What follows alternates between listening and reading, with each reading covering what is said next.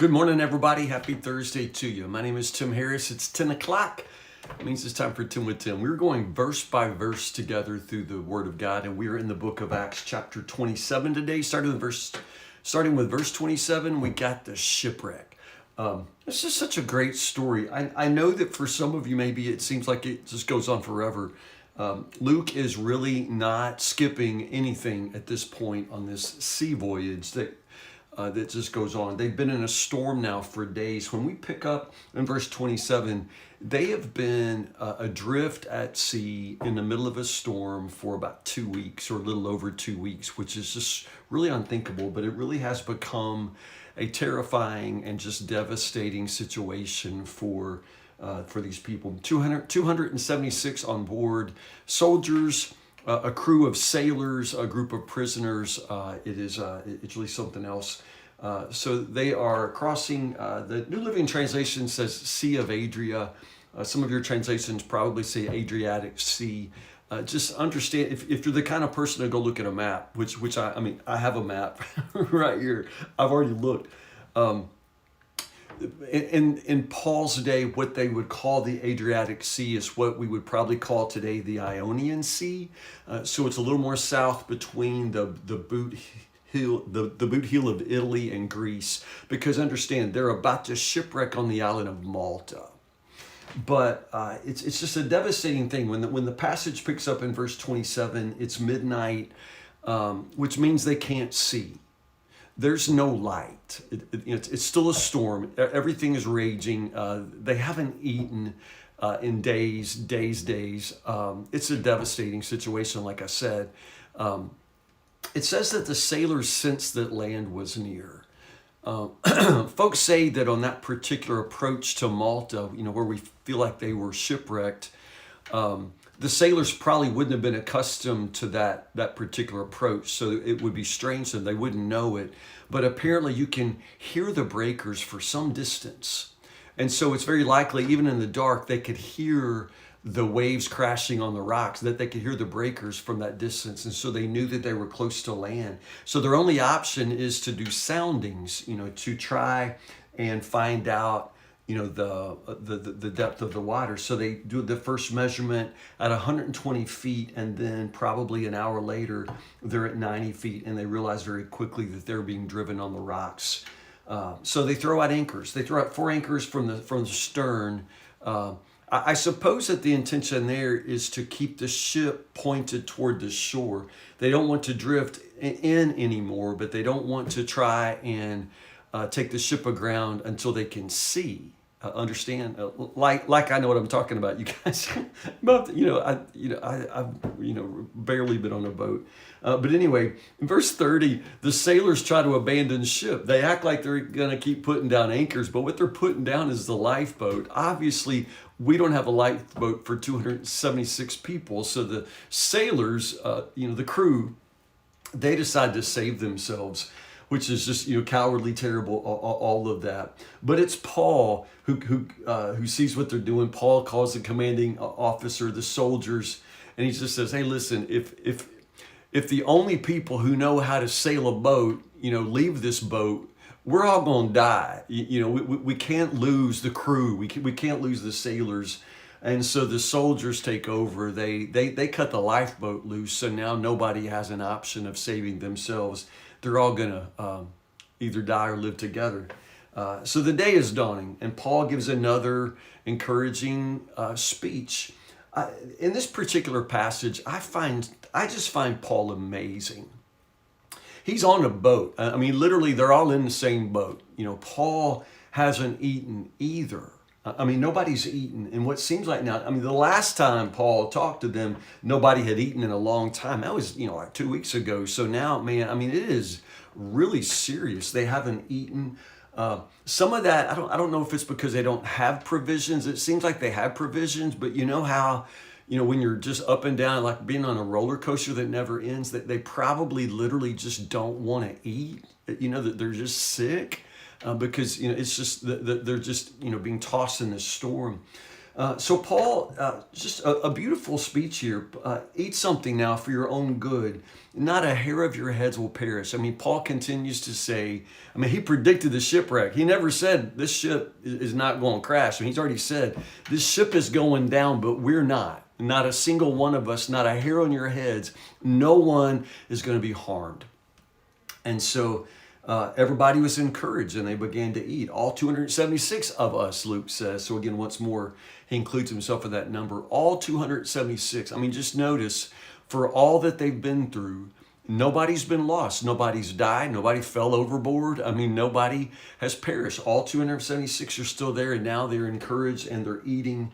And then after that, the crew lightens the ship a little bit more, throwing the cargo of wheat over. Remember earlier I said it was most likely a grain vessel, and this is where I know that right here. It specifically mentions that the cargo is wheat.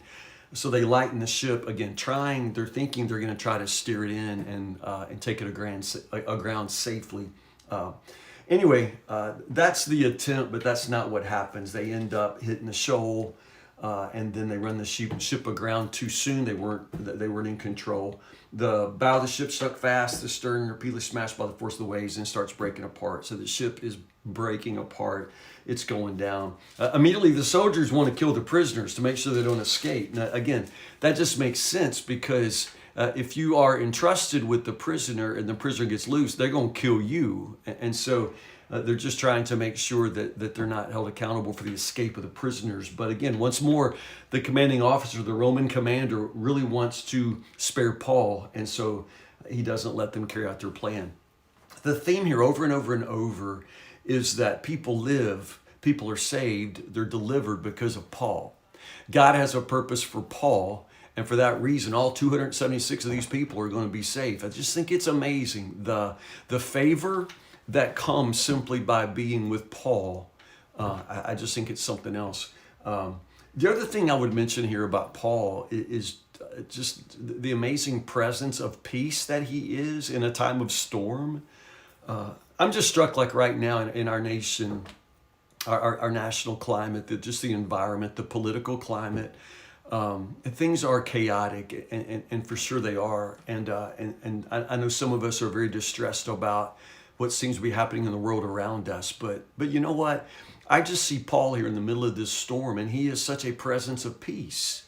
You know, everybody else is losing their minds, but Paul's not.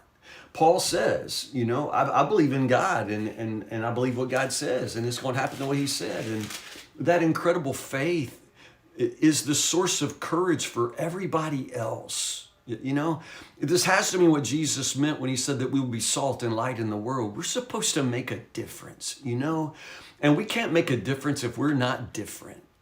And honestly, that difference, that salt, the light, all of that comes out in times of distress. I mean, light shines brighter in darkness, you know, and this is a very spiritually dark time. So why are all the Christians, you know, complaining and wringing their hands? And you know why is it that the Christians, you know, why aren't we a voice of faith and hope and love like Paul?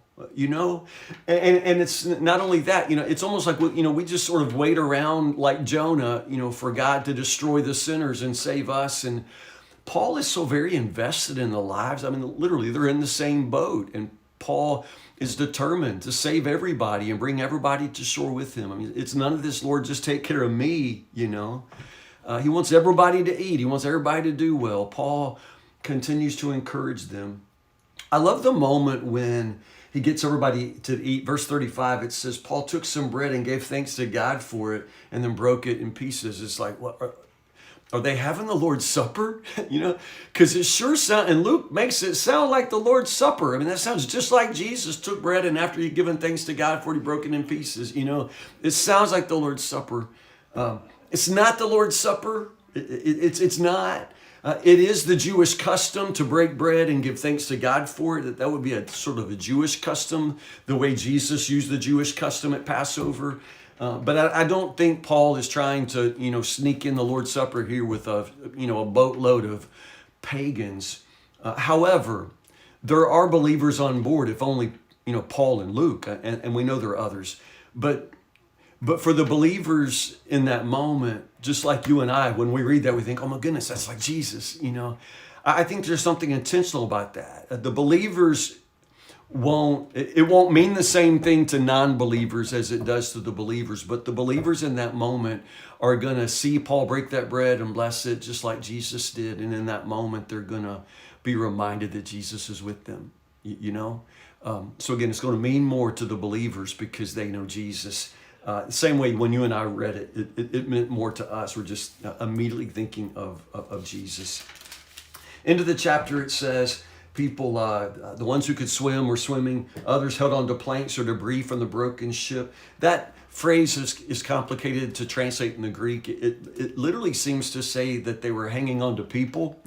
So it is likely that some of the people who couldn't swim were kind of dragged in by the guys who could swim really, really well. But one way or the other, everyone escaped safely to the shore. The fact that, this storm that rages for 2 weeks and they've been drifting for 500 miles across the sea, and not a single person is lost. It's really remarkable. In ancient documents that we have, stories, Josephus tells a story of a particular difficult sea voyage where I think they start out with 400 and end up with 80. To have this incredible deliverance of every single person on that ship is a sign of God's providence and protection. Make no mistake, it's God's determination to care for Paul, but because everyone is with Paul, understand, God delivers them as well. The adventure continues. Tomorrow we'll be in chapter 28. We'll do 16 verses, 28, 1 to 16. It's amazing. You think everything has happened, but tomorrow Paul's going to get bit by a snake. So spoiler alert, you're going to be bit by a snake. I mean, it just never ends, but it really is an amazing story. So stay in the Word, stay with me, and I'll see you. I love all you guys. I really do. Thank you for being with me today. I'll see you in the morning, Lord willing, 10 o'clock for 10 with Tim. Have a great